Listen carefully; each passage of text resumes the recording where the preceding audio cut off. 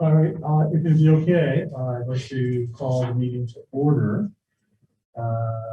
Since we have a quorum, which is good. I'll try to speak out loudly, but usually my volume decreases pretty quickly. So just yell at me to do that. What I'm looking for is to move the minutes of the previous meeting, excuse me, which was on February 9th. Looking for a motion? Yes. Got one, looking for two. Stephanie? So moved with a request to discuss. Thank you. We are now discussing the minutes of the previous meeting. Stephanie, you have a comment? Only that at the end of the minutes, it states that we believe the pandemic will end by the summer. I believed the intended messaging was that we would be in an endemic situation by the end of the summer, because based on the science, I think we've all agreed that COVID is with us to stay, and it will continue to ebb and flow, much as the flu virus has done since the early 1900s. So I just want to make sure that we're providing the correct information to the public. Understood. I can't remember who made the comment, so if the person, it says Board of Health, so it sounds like it's collective. We all agreed on it, but if somebody made the comment and want to comment on that, feel free to do that. I can't remember who did, so do you have any problems with making that amendment? No, good pickup. Thank you, sir. Thank you, Stephanie. We'll amend it as such. Thank you. Any other questions or comments? Stephanie? No? No, thank you very much. Okay. Okay, great. Looking for passage of the amended minutes. Yes. Stephanie? So moved. Those in favor say aye. Aye, it is. They're passed. Moving on, we're going to move the items a little bit just to make it easier. Bobby? Yes, can you hear me? Are you out there? Okay, great. Could you do your report first? We're just kind of mixing things up a little bit to let people get out earlier or whatever. But if you could do that, if you're prepared, go for it. All right, so you want to hear the director's report first? Please. All right. Sorry to cut you off, Gal. Okay, so what I have here is did we do the clarification with given the link and all that already? I wasn't able to hear that. No. Oh. Okay, sorry, no, I couldn't understand it, but no. Would you? Do you want to read it, or would you like Heidi to read it? I can do it, Bobby. Okay. Thank you, Heidi. Okay, so we are meeting here at 18 Mulberry Street in Nashua, or via Zoom, and there is a link. No, just the third one, just the meeting ID in the past. The meeting ID number is 863-9978-9686, and the passcode is 271193. And if anyone has any problems with the audio, please dial 603-821-2049. You read the next. And our mission is to protect, promote, and preserve the health and well-being of the greater Nashua region through leadership and community collaboration. Our vision is to have an informed, safe, healthy, and resilient community where all people can thrive and prosper. We subscribe to the following values: integrity, leadership, adaptability, and respect. And the next one. In accordance with the values we subscribe to, we will conduct this meeting with the expectation of respect to be shown to the staff, members of the Board of Health, and to the public. All comments made during the meeting need to be delivered in a civil manner and on topic related to the agenda items. Disrespectful comments addressed to anyone will not be tolerated. Thank you. Thank you, Heidi. Now, Bobby, would you like to do the director's report or update? Sure. So first of all, I'll start off with our financial update. We did receive information to prepare for our 2023 budget for the city, and we will be meeting with the finance manager, and all of the department managers have already put together a prospective budget, which has been submitted to the financial manager for review. I've also included in my report a policy update that has the legislative sessions that occurred during the early part of this week. And one was on the 7th, the 8th, and the 9th. So those have already been heard. As far as the Community Services Department summary of report, our Public Health Advisory Council held a meeting on February 10th, where we presented our Community Health Improvement Plan. All of Community Services and some of our other staff from the division participated in the webinar. It was facilitated by our Public Health Network strategist. And we also had some of our community partners also present at the annual meeting. We also had our accreditation seminar to prepare for reaccreditation, and we will begin that work. There is a focus on health equity for the accreditation renewal, and we look forward to getting that work put together, and most of the staff will be working on that as a part of teams to address the domains of accreditation.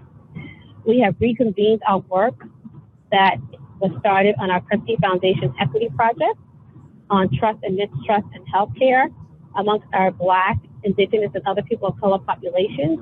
And we're focusing on developing our healthcare provider and staff questions for upcoming key informant interviews. We also had our division-wide staff meeting, and our Public Health Emergency Preparedness Coordinator did a presentation on our essential functions, which is ESF 6 and ESF 8. And we also had a mindfulness training that was provided by Leah Elliott, who is our behavioral health specialist. We do have a couple of staffing updates. We have that public health equity officer position posted. We also have medical student interns that will be with us until the two more weeks in March. And then we have a public health student intern that will be beginning on March 21st. We continue to do staff development internally. So we've completed our NIMS and ICS reviews, and those are being kept up to date by our PEP coordinator. And our staff also have received some books that are provided to help continue to enhance our equity awareness. And that's it. And the only other main thing on my report is that we did have an award. The Lions Club presented a Public Health Employee of the Year award to Jane Goodman, our public health regional strategist. And Nellie Chowfu, who is our community health worker, was featured in the 603 Diversity magazine for this month. And that's my report. Okay, congratulations to those two individuals. Any questions? Bobby, I just have one, which is kind of old business, and it's catching you off guard because you're not at your desk with your planner, but we had originally planned to have the health van visit National High School with their health curriculum. They thought it would be a great idea to come and see what the public health van does, and we kind of put it on hold because of COVID. Can you move that to the front burner and get back to me when you think would be a good time to bring it to the students, and then I'll help coordinate that with Deb Hoyer at the high school. Is that possible? Yeah, we'll work with community health and the team, Lewis and Robert, and we can bring some other staff over as well, but we'll get that on the schedule. Okay, I'll send you an email just so that you don't have to remember it or write down the note. I'll send you an email and then Okay. we'll just... Okay, thank you very much. All right, thank you. Quick comment, Tony, if I may. Yeah. I just want to congratulate the team, Jane in particular, but the entire team. I was privileged to attend that meeting that Bobby referenced, the Public Health Advisory Committee meeting, and the depth and breadth of information, the engagement of so many community partners, and the accessibility of the information on the new webpage is just really astounding. And it is something that ought to be viewed by all and recognized for its excellence. Thank you. Any other comments? Okay, I'd like again to change up something, just this is because of timing. Heidi and Ren, could you give the Environmental Health Department report, please? Certainly. You have, Rukia, can you put that up, please?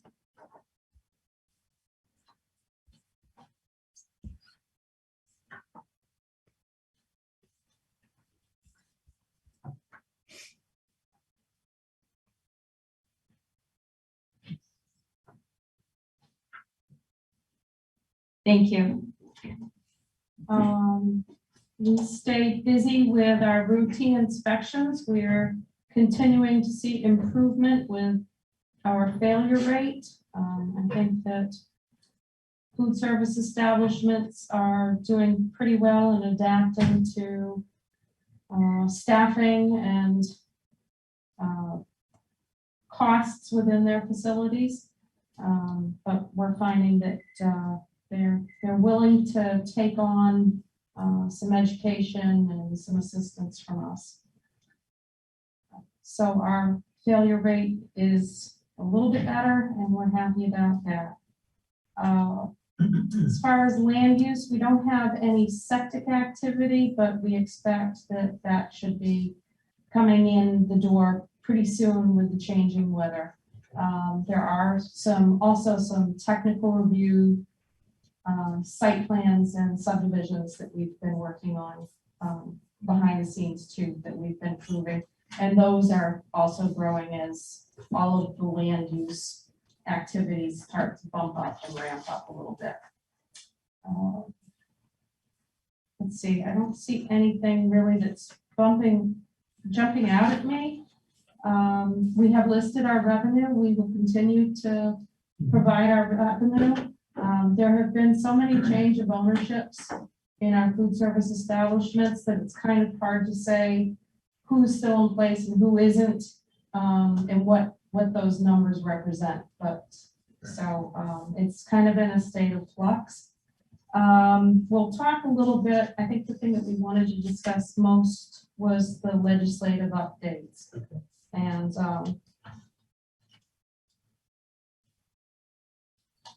thank you. And there are live links to each of the bills. Okay. The two that are probably the most concerning at this point are House Bill 1272 and 1268, which are sister bills. The one limiting the authority of health officers, that does pertain to towns, but it would certainly impact our region and the rest of the state. And then the other one is limiting the authority for city council bylaws and ordinances. And I would urge the Board of Health, if they haven't considered it already, to provide something in writing to the legislature regarding this, to that committee, because both of these are considered ought to pass, but they would significantly limit how we would respond in emergencies. And the example that I think of is where we have the failed septic sewer connection on one of the streets up in French Hill, where that was an emergency. We placarded the building, but that's been going on for 4 months. Almost 5 months now. And these bills would limit those emergency actions to 10 days. So it's just, we can't work within those types of confines. And then the raw milk bill did pass. Statewide food truck is troubling too, because it would take away our ability to inspect what's going on in Nashua. And we know that some food trucks They have a completely different inspection process, so we just want to make sure that our people are safe here. Mhm. And then the next two were inexpedient to legislate, and that's adding condiments to push carts. Those are not enclosed at all, they just have an umbrella over them, so the whole idea is that there should be no food prep on those carts anyway. And then there was the study for the small businesses that was inexpedient to legislate as well. Establishment of, and this is a carryover from the previous year, actually these next two were food allergy awareness procedures. And I think that what I've heard is that the testimony has indicated that this is something that your Bureau of Food Protection can probably do within the rules instead of specific legislation. And then the outdoor dining with dogs, that's passed, and the governor did sign that. So that is good to go. But again, if that was addressed in the what process? What process did we put together? Our variance process. Our variance process. Yeah, Thank you. Yeah, the actual language of the bill essentially mirrors the variance that we created, which is really nice to see. You worked hard on And then the last two, those are both referred to interim studies. I don't know, is there anything else that you would add to the legislation? No further updates on the legislation, no. it. I do have a question, or actually, Sure. what committee do you want if the board decides to sit down and send something Mhm. written, what committee does that go to? I can find that out. I think it's, Municipal Shouldn't be that. committee, yeah. Just, you know. Yeah. And the second thing, I have to bite on this. What is kratom products? kratom. Kratom, sorry. It's a substance, remember spice from a few years back that Yeah. people were selling? Right. It's not the same thing, but it's kind of, it kind of sneaks in under the wire and is sold readily in a lot of the smoke and vape shops. I've heard people say that it causes some odd behaviors and people become psychotic while using it. I'm certainly not an expert on it, Okay, sounds like some research. but this is kind of a trend, and we're probably from our jurisdictional standpoint concerned about the edibles that come out of this and that they're not provided as food. Right. But there's a whole big thing on what does this do to the brain? What does this do to the developing brain and the different products that are out there? Can you, I don't have much to add. I will look it up too. Okay. Yeah, and there's a few of them too. It's not just kratom, but it's like Delta-8. They're all like psychoactive stuff that's unfortunately you find in a lot of candy products. So they'll make like the Starburst or like gusher candies with these kratoms, and so it's kind of geared and marketed towards children, which is kind of a shame. There's really no oversight over them, so it's not by the FDA. They cannot put it in food products, although we do see them everywhere. So we try to take them off the shelves when we see them. do they have like a trade or anything like that? Multiple. How do you know what it is? So it'll It's listed on the- say it on the products. Yeah, so on the product bag, they usually sell it with their other edible products. So it's a whole new thing that the laws just cannot keep up with the new products that people are coming up with. I haven't heard of it, so I don't feel that stupid now. Okay, continue, I'm sorry. Oh, no, that's fine. There's also a bill to legalize psilocybin mushrooms as well. So there is an awful lot of kind of counterculture that is geared often to younger people. And may not be safe. So let's see, as far as our workforce development, we have 3 people working on certified pool operator course. And we're taking advantage of some of the online FDA courses that they're free of charge, but they require a great deal of courses in order to take them. So it's a real commitment to get those done. Okay. We based on some of the pushback that we receive out in the public, Susan Mead from Greater National Mental Health did a training for us on how to de-escalate behaviors, and it was really good in real time for us, and some mental health 101 as well. That time of year that the schools are looking for some water sampling. And we already mentioned FAC meeting. And both Ren and I sit on the New Hampshire Health Officers Association, so we attend those meetings. And Ren on, was it President's Day or Columbus Day? President's Day did a training for the food service staff. And so that's an annual thing, and they're very appreciative. And Nashua schools performed very well in their kitchens, and we're very proud of them. And we attended the Arboviral Illness Task Force, and they will be putting a plan together for this upcoming year with as warm and mild as it may be soon. We need to be mindful of ticks and mosquitoes. And then a lot of us attended a webinar for FAB accreditation, and we've been working also with an apartment displacement process through emergency management. Do you have anything to add? Just quickly add on the Arboviral Illness Task Force meeting, that is a yearly meeting that we have with our state partners, looking forward again to what the upcoming season will look like. In the anticipation it might be a wet spring, we always think that might be a higher triple E year. So although we're not too worried about that around our region so much because we don't have those swamps that other places have, we do want to be mindful as we're entering mud season and everything else, that there's going to be a lot of ticks, a lot of bugs. So people just to be mindful that if they're going on hikes, staying on those trails, doing those tick checks, wearing their sprays to keep themselves safe, because we are certainly heading into that season. True. Just one comment. I like the new format. You do? I do. Okay. You get the information quickly, and that's really good. So, thank you. Thank you. Any other questions or comments for Heidi or Ren?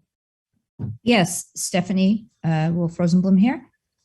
First of all, I had a little trouble hearing Ren, so I hope I'm not being repetitive, but relative to kratom, it does have opioid-like effects and stimulant effects. And so this was showing up increasingly when we talked about the Nashua and Environs situation relative to reduction in the availability of opioid prescriptions. That has been a focus in medical circles for the last few years. So there's been an increase in interest in kratom, which has been an herbal remedy for years and therefore not regulated. So it has mood enhancing effects. So this is not new, it's just accelerated. So I think it is important that there be some regulation around this. I do have two questions. One has to do with Senate Bill 17 relative to animals, dogs being able to be on restaurant patios. I know we had that variance that you talked about. My question relative to that Senate bill is whether or not it impacts what we had already passed. Does there need to be any amendments, or is anything in our variance going to be at cross purposes with what that Senate bill and that has been signed by the governor has? And then the second question relates to those first two bills that you mentioned, Heidi, which you're concerned about.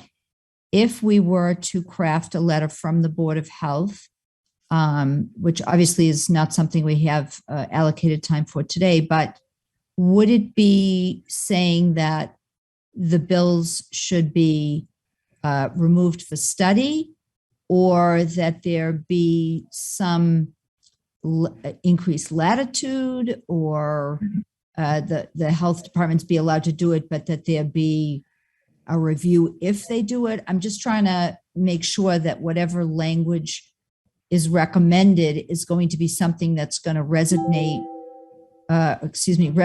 with the legislators and not just, be set aside. Yeah, as far as the particular language, I'm I'm not really certain what would be best. I know that we typically will take a position, meaning Red and myself, of either support or oppose.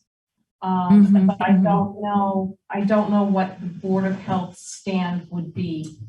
And so that's a little out of my realm.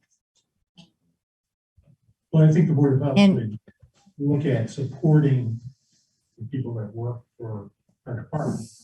And if our people are saying this handcuffs us or keeps us from doing our job properly, then that should be in the body of the language. But I think Stephanie's saying, you know, how do we want to attack this? Do we want to get it totally thrown out? Should it go back to study? What's the easiest way? And maybe part of that is talking to our legislators too, to Yes. find out, you know, we have to look at the political side of it and say, okay, does it make sense? What's the best way to do what we need to do? But we're looking from you and from any other people that this bill affects. How does it make your job harder? How does it keep you from enforcing or protecting the citizens of this city? So we'll probably have to work close, I would assume. Stephanie, Okay. is that the right track that you're looking for? Thank you so much. Any other questions, Stephanie? As far as the dogs and outdoor dining, I think that actually does away with our variance process because it addresses everything that was in our variance process. And it puts the responsibility on the food service establishment to go ahead and make sure that all of those conditions are being met. And we certainly would always respond to a complaint if someone had a complaint. But I think that, again, I was thrilled with the language that was echoed in what we had worked on to see it at the state level. Great. Thank you. Thank you so last much. questions? You're welcome. John, please. So at those same House bills that we're talking about, you mentioned that nuts and bolts is that you'll have 10 days to assess something and get your work done and create a solution. Is that kind of the short end stick, where she said 4.5 months? Can you expand on what that, as a, speaking as a legislative person, being devil's advocate, like we say, well, you're wasting our public funds on something for 4.5 months, why can't we just do it 10? You know, is that why it's driving this? Is it thinking manpower resources are being used too much or spending too much to figure out a problem, or how did this come up like this? I think that this was driven by mask mandates throughout the state. And so the people who were opposed to those who came forward with the language, I think were trying to, and again, that wasn't me who did it, so I think that that's what we've heard, is that that's what's driving it. But that's not what the health officer necessarily does on a daily basis, and it's not what our city council does on a daily basis. So the thing that we thought was that it was going to have some unintended negative consequences on what we do on a regular basis, because when we shut something down on an emergency basis, it's typically not for 10 days. You can't find a remedy within 10 days often. Shut something down as a restaurant, say, for example, or whatever. Restaurant or residential unit or something that presents as a public hazard. Public health. And the expectation would be now within 10 days, you just need to clean it up and be done. Yes, I see. and we've had Yeah, that's. abandoned swimming pools languishing. We've had, it all takes a lot of time. Oh, okay. Yeah, I mean, it has morphed a bit, the 1268, which refers to the towns, not to us. But so I think that 10 days was removed. Okay, But what they did in the amended version was essentially take the broad power of it, saying that health officers can address any hazard that is deemed a public hazard, to narrow it down into a very small subset of nuisances. So they've taken away that kind of broad range, like what could impact public health as a whole, to saying you can only do A, B, C, D. And same with the city council ones, they're removing the language for the betterment or the well-being of the public health to only addressing nuisances that interfere with the enjoyment of property use, which again is very nebulous. So what does that mean? So it really is taking away a lot of power and only going to pigeonhole you into very tiny areas. Since there's an amended version of this, Ren, can you send that to each of us? It's not published yet, so we gotta find it. It actually is. Is it fun? It is on the court now. Okay, could you send that to each one Sure. of the board members and we can read it in detail? Yeah. Make sure nothing is slipping through the cracks, and then we can go from there with it, okay? Do we, also, do we have a timetable when they'll be voting on this, or? Well, they already got the arts pass through the House. Yeah, but there's no hearing scheduled that I'm aware of Okay, at this point. okay, And this changes all the I time. know, I testified. Okay. Thank you. That was fun. It's just, I don't think there's any more questions. I'd like to give Lindsay the floor. Sure. So I'm gonna go over our COVID-19 situational update, and then I'm also gonna address a question that was submitted by a member of the public. So for Nashville statistics, there's been a total of 21,018 cumulative cases since the beginning of the pandemic. We currently have 48 active cases in the city, and there were 4 new deaths reported over the last week. As for our local hospitals, St. Joe's and Southern New Hampshire, there are less than 10 COVID positive patients between the 2 hospitals. I can't report less than 10 because it's considered indirect identifying information. Okay. So as far as I'm going to cover the question that was submitted by the public. So I'll read the question, go over community transmission, how it's calculated, how Nashville's is calculated, and then what does that mean for public health in general. So the question was, Nashville's community transmission level is still substantial. How is this calculated? How is Nashville's community transmission level calculated based on present data? So community transmission level factors in 2 data points, which is the 7-day positivity rate and the new case rate over the last 14 days per 100,000. So to calculate 7-day positivity rate, you take the number of positive tests within the last 7 days over the total number of tests taken over the last 7 days times 100. For your new case rate over the last 14 days per 100,000, you would take the number of new cases over the last 14 days and divide it by the number of people at risk. Number of people at risk is calculated by the total population within a given area, in this case Nashua, minus the number of cases that were reported over the last 14 days. And that would be multiplied times 100,000. So for Nashua, Nashua's positivity rate, so for this one, it looks like there were 42 positive tests over the last week, and then 1,413 total tests taken. So 42 divided by 1,413 times 100 is 3%. So our test positivity rate is 3%.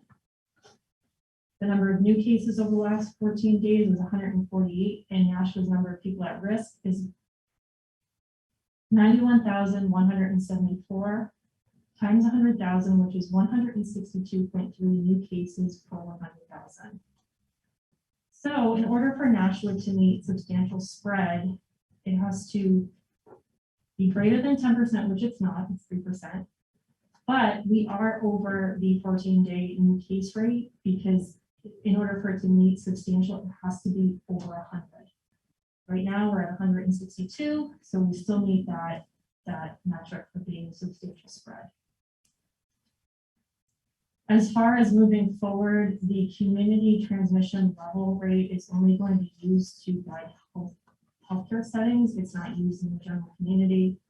2 weeks ago, the CDC updated their guidance so that it would be based, community guidance would be based on the 7-day total of new COVID-19 hospital admissions per 100,000 and percent of inpatient beds occupied by COVID-19 patients with a 7-day average.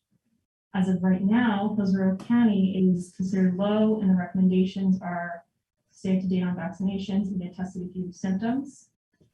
As mentioned before, this does not include healthcare settings. healthcare settings still have to follow the community transmission rate, which I described earlier. I think that's all I have. Okay, thank you very much. Stephanie, Chuck, any questions? Thank you. No, great Nope. job. Thank you. Thank you very much. Bobby, for you. Okay, never mind. Seeing that, I am moving on to community health. Thank you. Jim Bernard, Chief Public Health Nurse, Manager of the Community Health Department.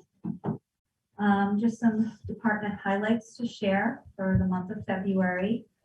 Our community health team has transitioned through several of the local, state, and federal changes to policies and guidelines surrounding COVID-19, some of those that Lindsay had mentioned.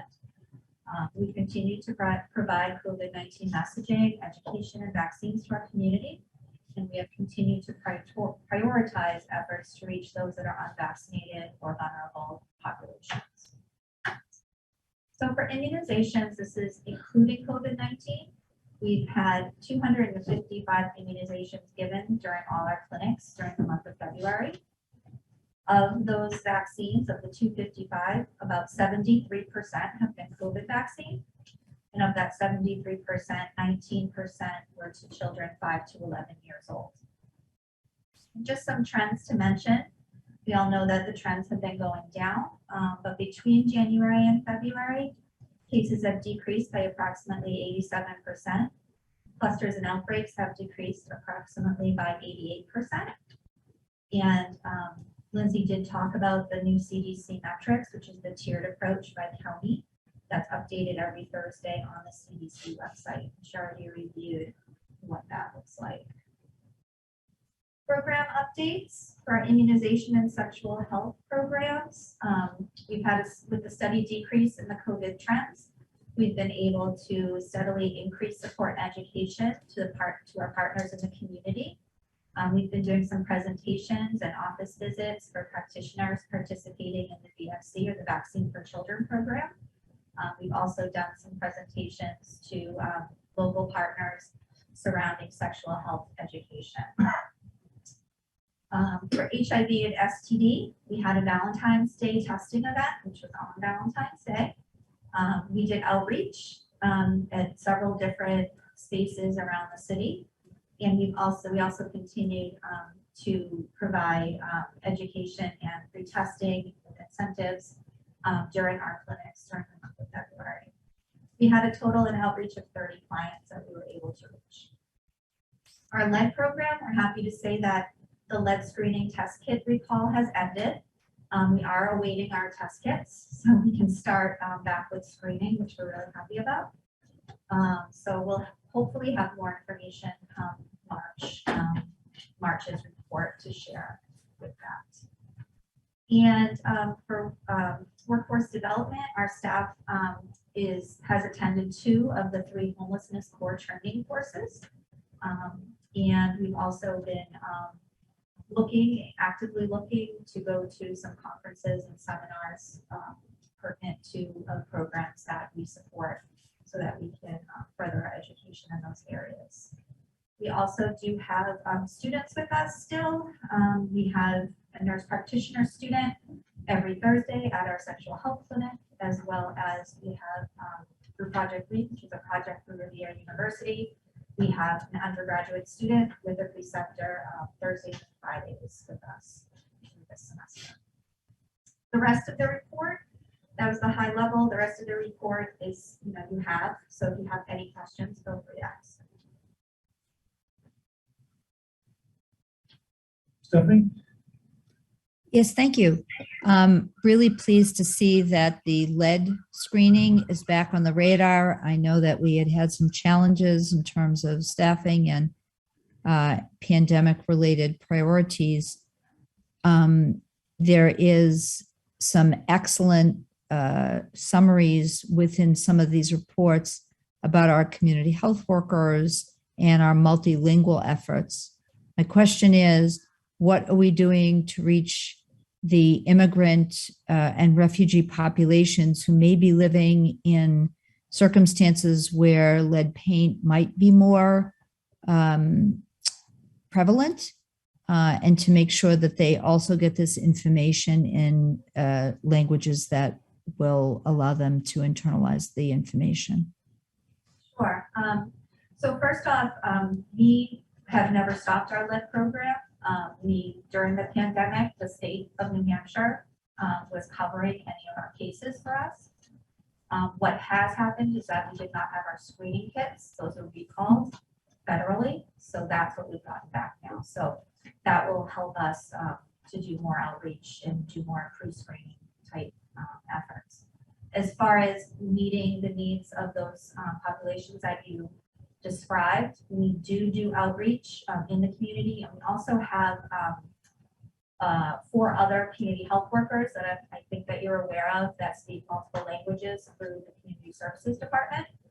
And we do have the ability, we have done this throughout the pandemic, the ability to translate different documents into whatever languages that need to be translated to. So when we do outreach for anything else, we're always including, if it's appropriate, including teaching on, lead poisoning screening for whoever we're seeing. And we do have as well different materials in our clinic in different languages surrounding lead as well.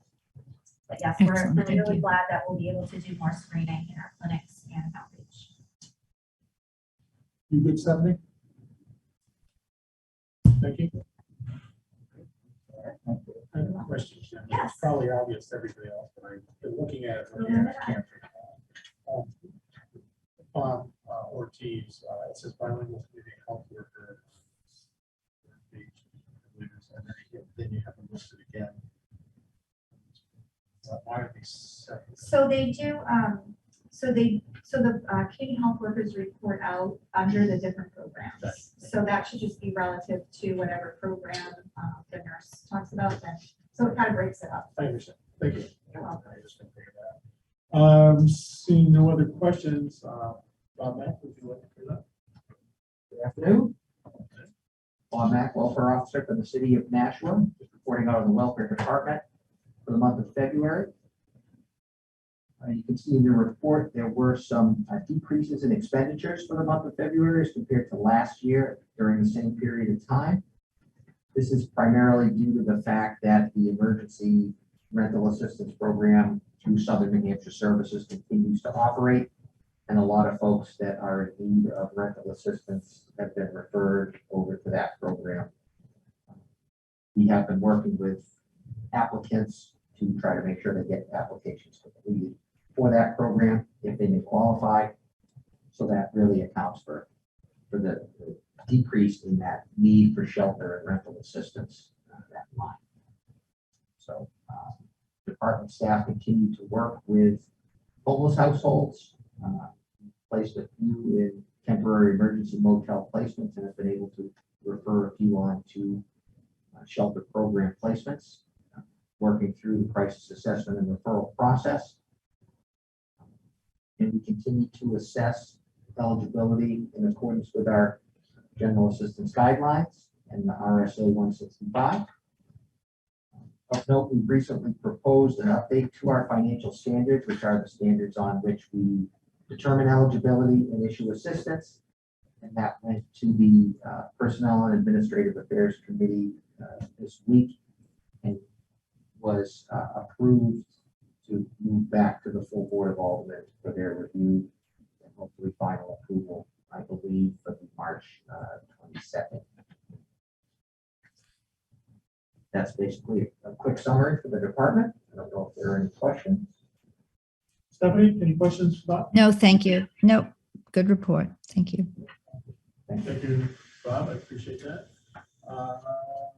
If I am not correct, that will wrap it up for the Board of Health meeting regarding that. And now I open it up to the public comments. Lori Ortolano, 41 Berkeley Street. I want to thank you for answering my question. And I did fully understand it all, but I'm going to go back and listen to the tape so I can, and I'll type that out so I can, understand it a little better. But I understood that we're still at substantial because of the way the data is calculated, but I'm wondering if I heard you say that the state is looking at it differently now. Here's my question. The schools will not allow volunteers in the school because the rate of transmission is substantial. So again, the elementary school kids have had no assistance in 2 years in school because of a substantial rate of transmission. And I'm wondering if that is real. I mean, when do we push past that and balance out the needs of the kids' education, mental, physical well-being beyond this transmission rate? Number one. Number two, City Hall removed their mask mandate. Last night, the mayor gave a talk. He always highlights a substantial level of transmission. He ignored that. He didn't talk about it at all. So I wasn't certain it still was until I checked the website. And then I thought it had changed actually because he did not highlight it.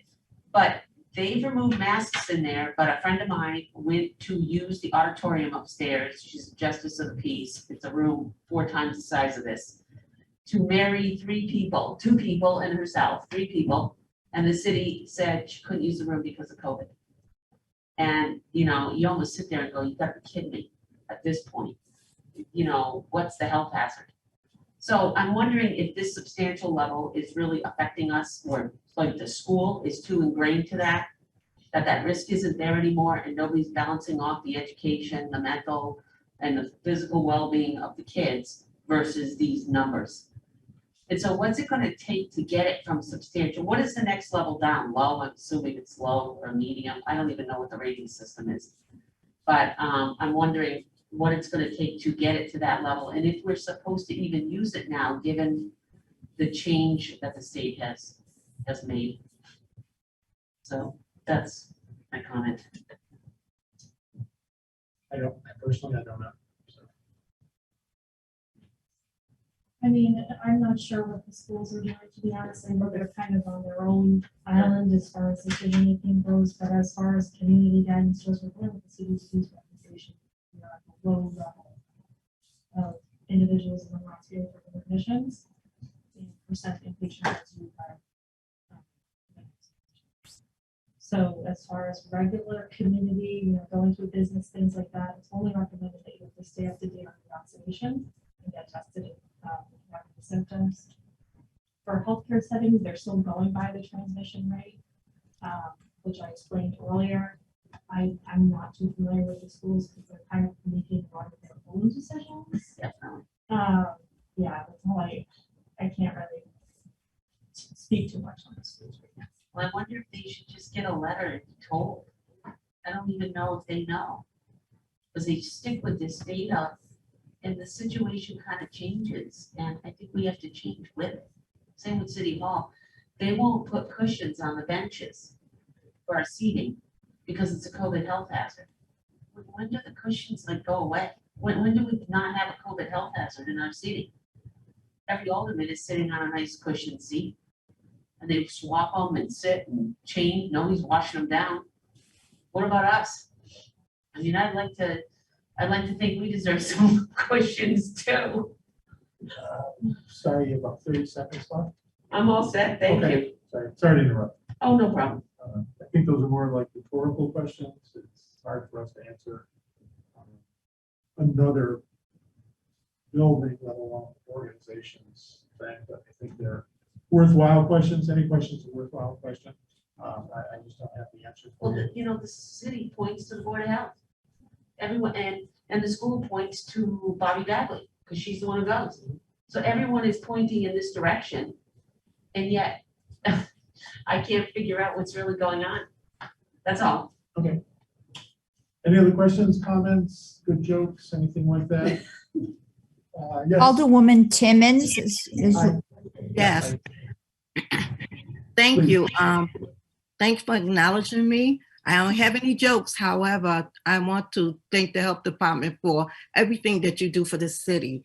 I do have a question regarding the upcoming guidelines for the national parks and recs that's opening this summer, and they accepting registration for kids now. How involved is the health department regarding the parks and recreation? If any at all. Good question. I don't have an answer for that. Let's see, could you direct us somewhere? I can get that information. Are Heidi and Ren still on? Yeah, Yeah, I use this. I would just say that we would provide guidance. Right. That's our role. We would provide guidance if they have questions. Don't give anything to add. I mean, we licensed the pools. We were involved in, whether the pools were going to be open, that decision-making process. They have somebody who's leaving that we've worked with closely. So that position hasn't been filled yet, but we typically are in communication with them and we do offer guidance to them. Okay, thank you. Alderman, any other question, follow up? No, that's it. Oh, Thank by you. the way, I do have one other comment. The seats are wiped down. I don't know daily, but they are wiped down at City Hall. And the benches, hey, we're not there for a long period of time, so, and we got elected, so that's why we got the cushion seats, bottom line. Thank you. Thank you. For the Appreciate it. record, we sit there 4 hours. That's a long time. Ms. Timmons. My suggestion would be the same, maybe that the sports teams do. They have people come and bring their own cushions.